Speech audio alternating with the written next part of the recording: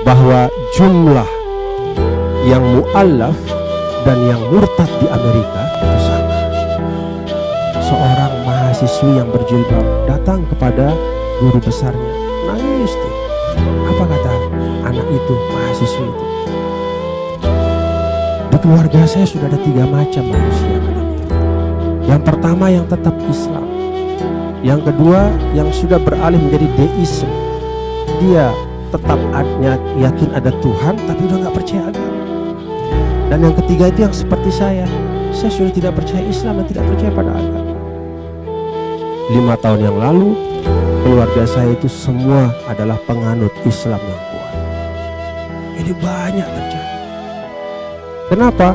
Oh, mungkin salah satu yang disebutkan oleh Mustafa Akmal di situ adalah bahwa wajah Islam yang dihadirkan di ruang publik itu tidak menyebabkan generasi yang ada meyakini bahwa Islam adalah sesuatu yang bisa memenuhi kebutuhan.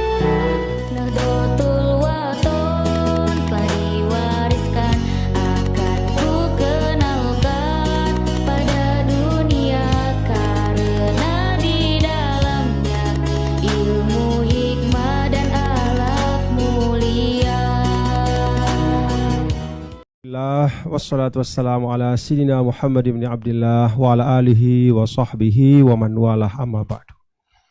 Yang sama-sama kita muliakan guru kita yang tadi telah mengajak kita untuk tersenyum dan juga meresapi keindahan ibadah kita, keindahan Islam kita. Bapak Aziz dan seluruh bapak-bapak, saudara-saudara sekalian yang saya hormati dan saya muliakan. Alhamdulillah wa syukrulillah, pada pagi hari ini saya senang sekali bisa bersilaturahim. Walaupun memang saya kemari ini untuk kegiatan pribadi ya, tapi ketemu dengan Pak Aziz dan beliau menawarkan silaturahim pada pagi hari ini.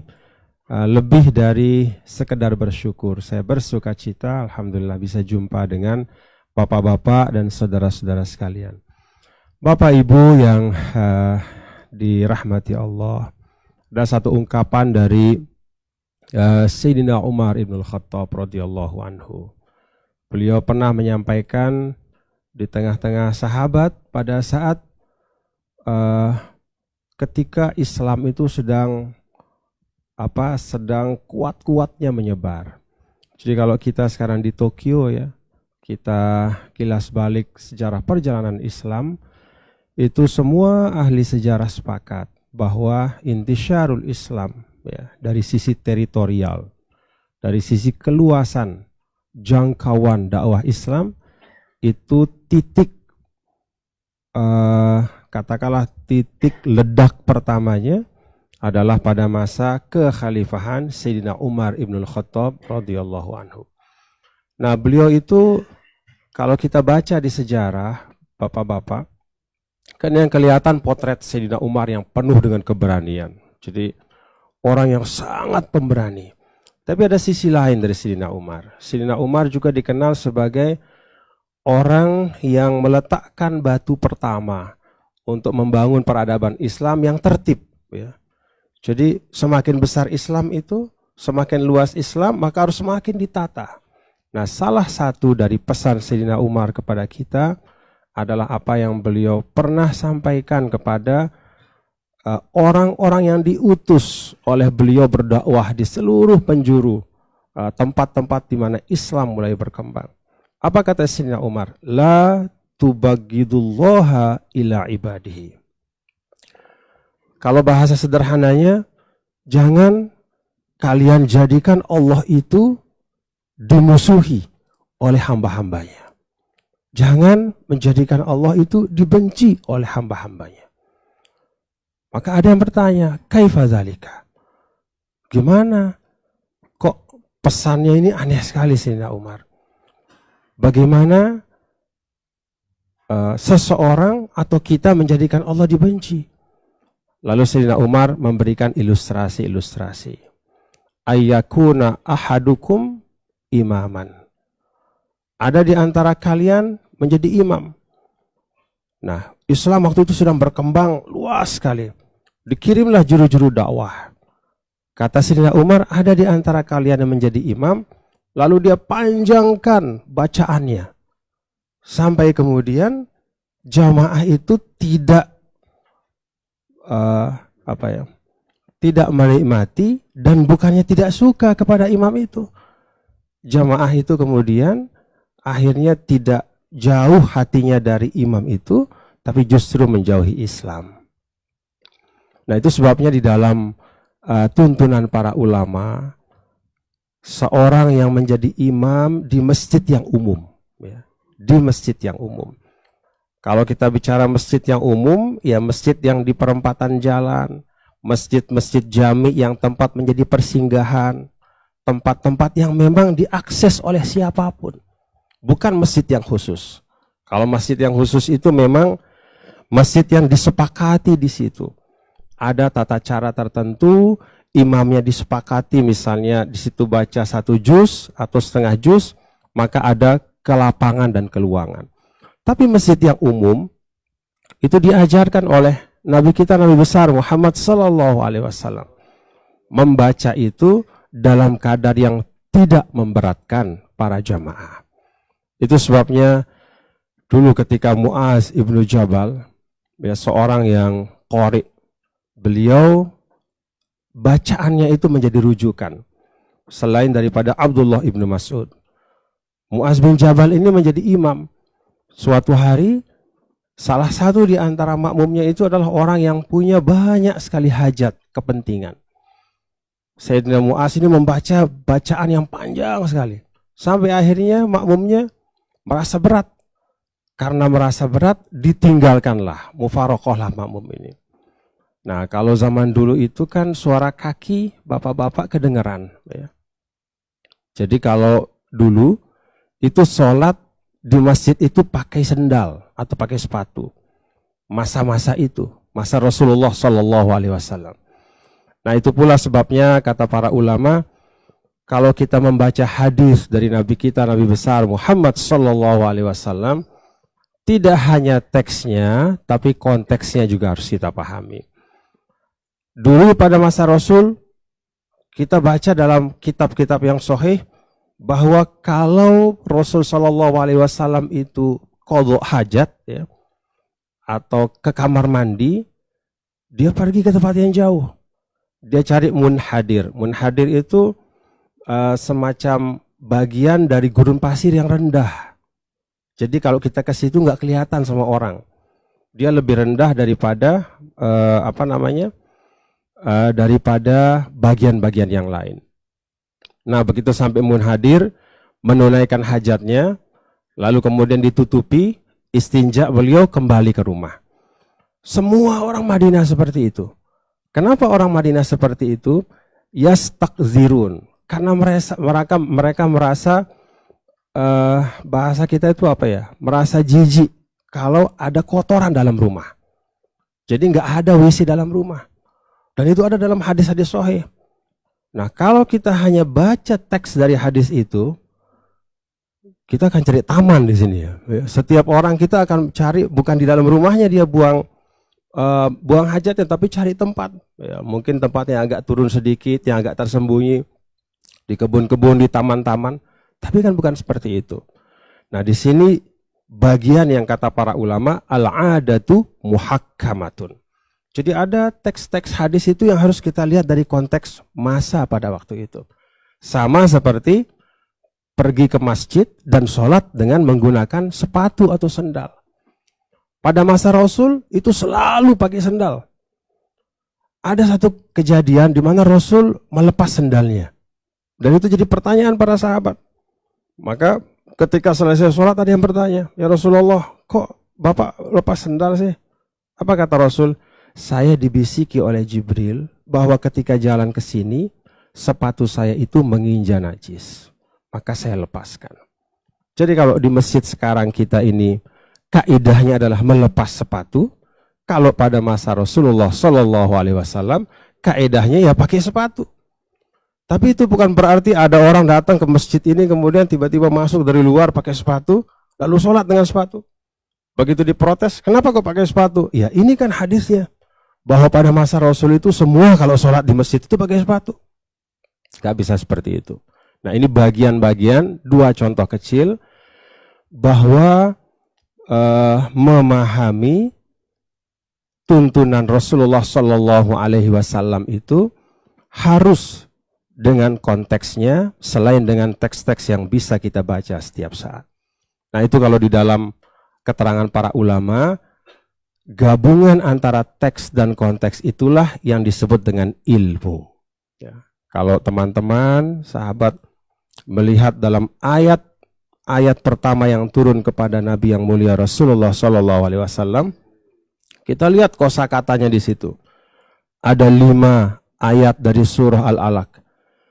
Kata apa yang paling banyak dalam 5 ayat itu? Coba bapak-bapak buka. Iqra bismi rabbikal ladzi khalaq. Khalaqal insana min 'alaq. Iqra wa rabbukal akram. Alladzi 'allama bil qalam. 'allamal insana ma lam ya'lam. Kata Rabb yang artinya Tuhan itu 2 kali disebut. Kata al-insan yang merupakan pelaksana tuntunan Tuhan itu 2 kali disebut. Tapi kata ilmu ya, dalam bentuk kata kerja yang lampau maupun yang sekarang sedang, kalau kata orang Arab fi'il madi dan fi'il mudhari itu 3 kali disebut.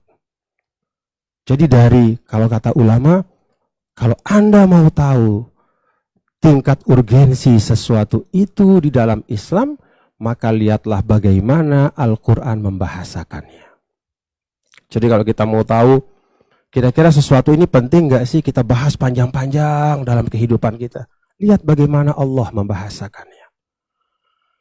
Mohon maaf ya bapak-bapak saudara, kadang-kadang ini katanya kan akhir zaman nih bapak-bapak ya.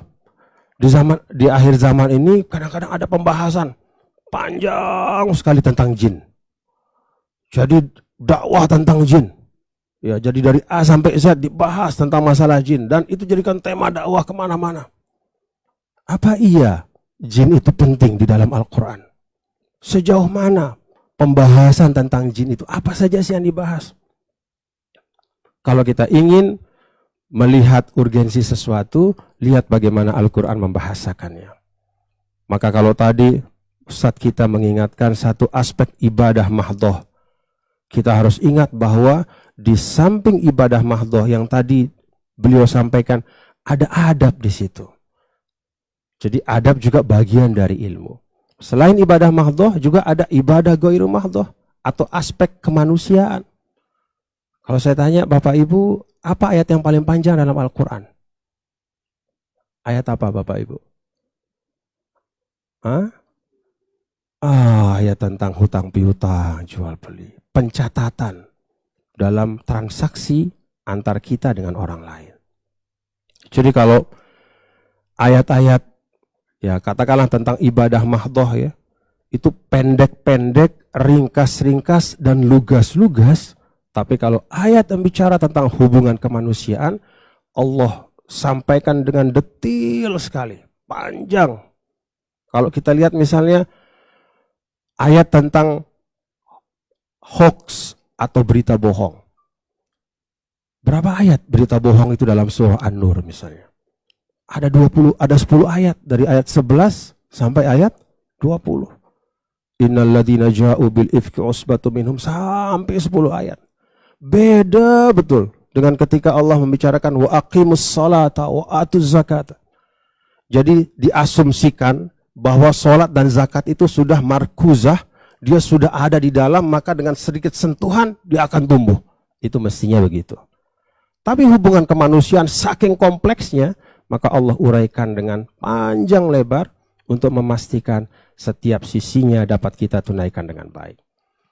Nah, Mu'adz bin Jabal jadi imam. Dalam riwayat itu disebutkan sholat subuh. Lalu kemudian jam panjang dia baca. Dalam satu ayat, dalam satu rakaat dia baca suratul Baqarah. Maka ayat yang kedua, mufaraqah. Pergilah jemaahnya mendahului, sholat sendirian, dia pisah, mufarokoh, niat mufarokoh, lalu sholat sendiri, pergi. Begitu salam-salam, Mu'az hadap belakang. Siapa yang tadi pergi ya? Kok ada suara kaki tadi? Diberitahu, oh si Fulan bin Fulan. Kata Mu'az, oh itu orang munafik itu. Nah, satu kata, oh itu orang munafik. Orang itu kemudian komplain kepada Rasul. Ya. Karena dia mendengar dari orang lain yang hadir bahwa Mu'az mengatakan dia munafik.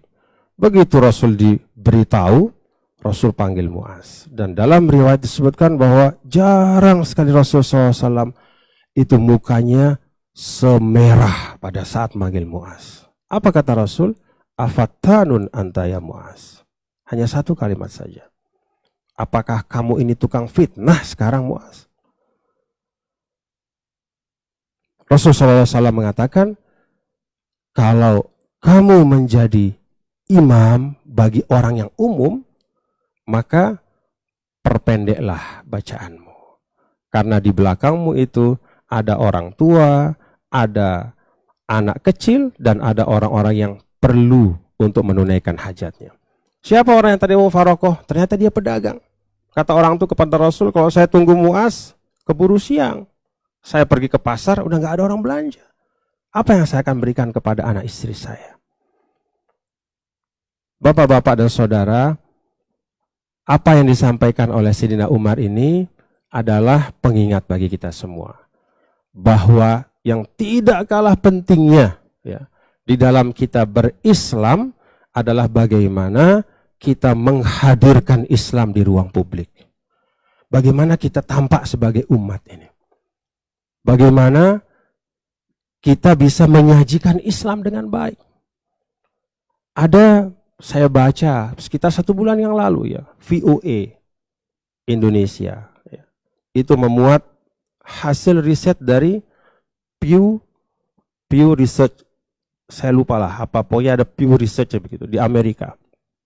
Apa hasil risetnya? Bahwa jumlah yang mu'allaf dan yang murtad di Amerika itu sama. Jadi yang masuk Islam sama yang keluar Islam itu sama.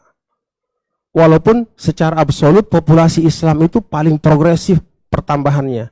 Karena jumlah anak dari pemeluk Islam itu relatif lebih banyak daripada pemeluk agama lain. Jadi pertambahan itu dari dalam. Tambah gitu karena nambah anak. Nambah keturunan. Tapi kalau dilihat dari yang konversi, yang masuk dan yang keluar itu ternyata sama. Apa artinya Bapak Ibu? Artinya adalah bahwa wajah berislam kita ini belum sepenuhnya menunjukkan tuntunan Islam. Sehingga tidak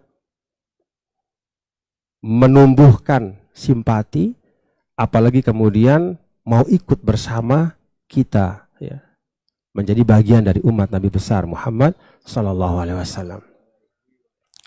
Ada di suatu negara juga ya, seorang cendekiawannya itu namanya Mustafa Akyol ya. Dia itu guru besar di Harvard. Dia menulis, mengapa gelombang ateisme di negaranya dia ya, saya sebut saja di Turki, itu juga meningkat. Jadi walaupun kelihatan semangat keberagamaan semakin tinggi, tapi ternyata ada gelombang juga berputar di bawah. Yang kalau kita tidak hati-hati, kita akan sampai pada suatu masa di mana ternyata yang kita gambarkan dalam pikiran kita tidak sama dengan kenyataan. Di situ disebutkan ilustrasi, ada seorang mahasiswi yang berjilbab datang kepada guru besarnya, nangis dia. Apa kata anak itu, mahasiswi itu? Di keluarga saya sudah ada 3 macam manusia, kata dia. Yang pertama yang tetap Islam. Yang kedua yang sudah beralih menjadi deism. Dia tetap yakin ada Tuhan tapi udah gak percaya agama. Dan yang ketiga itu yang seperti saya sudah tidak percaya Islam dan tidak percaya pada agama. 5 tahun yang lalu keluarga saya itu semua adalah penganut Islam yang kuat. Ini banyak terjadi. Kenapa? Oh mungkin Salah satu yang disebutkan oleh Mustafa Akyol di situ adalah bahwa wajah Islam yang dihadirkan di ruang publik itu tidak menyebabkan generasi yang ada meyakini bahwa Islam adalah sesuatu yang bisa memenuhi kebutuhannya. Jadi bukan masalah pada Islam, tapi pada tadayunnya, cara kita berislam. Nah, itulah sebabnya secara ringkas para ulama menyebutkan itu ada 3 pola ya yang harus kita hati-hati sekali dalam kita berislam ini. Tadayun, bukan Islam ya sekali, tapi tadayun. Tadayun itu cara kita berislam. Yang pertama kata ulama itu ada namanya at-tadayunul ma'kus ya. Keberislaman tapi sungsang. Jadi prioritas itu dibalik-balik. Yang fardu ain ditinggalkan, yang fardu kifayah ditinggalkan, tapi yang sunnah-sunnah dia ditilkan, betul. Bahkan yang sunnah itu dia jadikan lebih tinggi daripada kewajiban. Kewajiban kita untuk menjaga ukhuwah, kewajiban untuk bersilaturahim, kewajiban untuk menjaga tali Islam persaudaraan. Itu serta-merta gampang benar diputus dan dirusak. Hanya karena sesuatu perbedaan pandangan. Yang namanya perbedaan pandangan kan kita baca sering bapak-bapak ya. Yuk kita bersatu sebagai umat Islam. Apa sih arti bersatu? Bukannya nggak beda. Di dalam Al-Quran sendiri Allah tegaskan perbedaan itu levelnya bukan hanya antar manusia biasa. Antar nabi pun beda. Bagaimana perbedaan antara Nabi Sulaiman dengan ayahnya Nabi Daud? Wa Dawud wa Sulaiman idh yahkumani fil harth idh nafashat fihi gunamul qawm wa kunna li hukmihim syahidin fafahamnaha Sulaiman wa kullan ataina hukman. Ada orang ngadu datang kepada Nabi Daud, Pak, ini kebun saya, korma saya ini hampir panen. Tiba-tiba bapak ini kambingnya masuk, habis semua tanaman saya. Saya minta keadilan. Kata Daud, setelah ngeliat lama, saya putuskan kambing dia ini kamu ambil sebagai ganti dari kormamu, anggurmu yang rusak. Nabi Sulaiman ada di situ, ayahnya itu Nabi Daud. Apa kata Sulaiman? Maaf Pak, ayahanda nggak kayak begitu. Kalau menurut saya bukan itu keadilan. Bagi saya keadilan adalah kambingnya orang ini diambil untuk dipelihara oleh yang punya kebun kurma, kebun anggur. Kemudian yang punya kambing ditugaskan untuk menanam kembali anggur itu sampai pada titik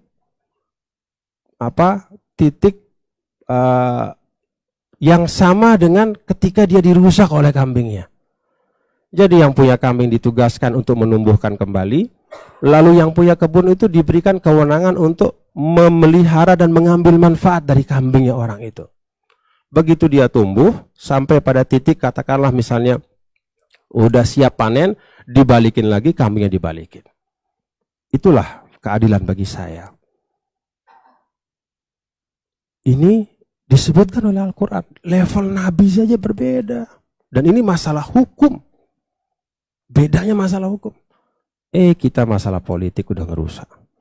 Gara-gara masalah remeh betul. Mohon maaf ya, remeh dalam tanda kutip.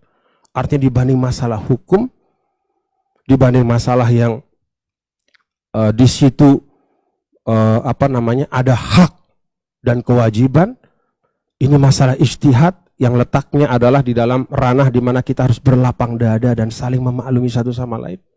Untuk yang ranahnya ijtihad, kita keras benar satu sama lain. Tapi kalau dalam ranah yang lebih, justru kita abaikan. Itu yang disebut kata ulama tadayunul ma'kus. Jadi keberagaman yang sungsang. Jadi pohon prioritas itu dibalik. Ya. Piramidanya itu kebalik-kebalik. Gagal fokus. Ada yang kedua kata ulama at-tadayun al-maghshush. Keagamaan yang manipulatif. Apa itu yang manipulatif? Jadi Allah itu tidak pernah menjadi tujuan akhirnya. Selalu dia menjadi tujuan antara. Jadi kalau dia melakukan sesuatu, ya lillahi ta'ala katanya, tapi selalu ada di pikirannya itu tujuan yang lebih tinggi dari itu. Apakah Allah menjadi tujuanmu? Iya.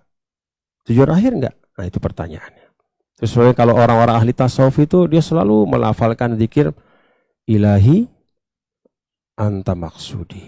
Jadi anta maksudi itu engkaulah tujuan akhirku. Kan kita ini hidup ya, bapak-bapak saya, Anda semua kita.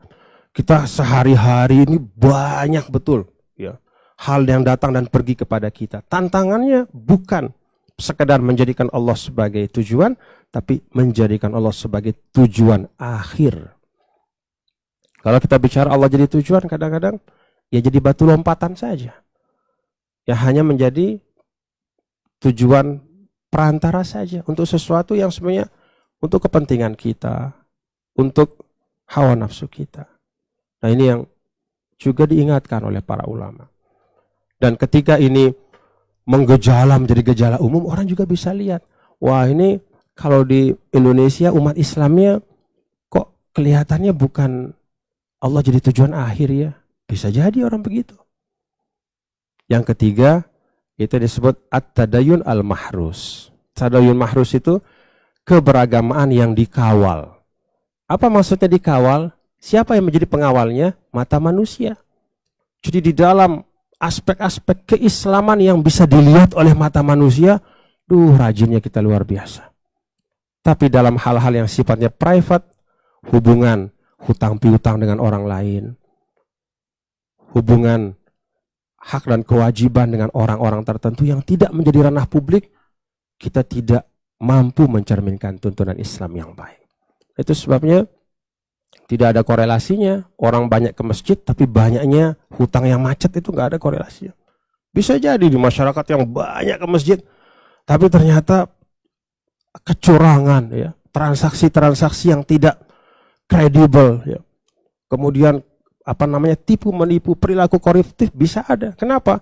Karena yang di sini ini wilayahnya nggak kelihatan. Yang itu wilayahnya bisa dilihat. Dia beragama ya dengan dikawal, tapi yang mengawal bukan Allah, yang mengawal itu mata manusia. Nah, itu 3 hal dari banyak hal yang kalau kata ulama perlu kita untuk mengingat terus ya, bahwa tadayun ya atau sikap beragama kita itu penting untuk terus-menerus kita koreksi. Supaya seperti kata Sayyidina Umar dalam ungkapan beliau, la tubagidullaha ila ibadihi. Jangan kalian menjadikan Allah dibenci oleh manusia karena kita salah di dalam merepresentasikan tuntunan Allah dalam kehidupan. Wallahu a'lam. Terima kasih. Assalamualaikum warahmatullahi wabarakatuh.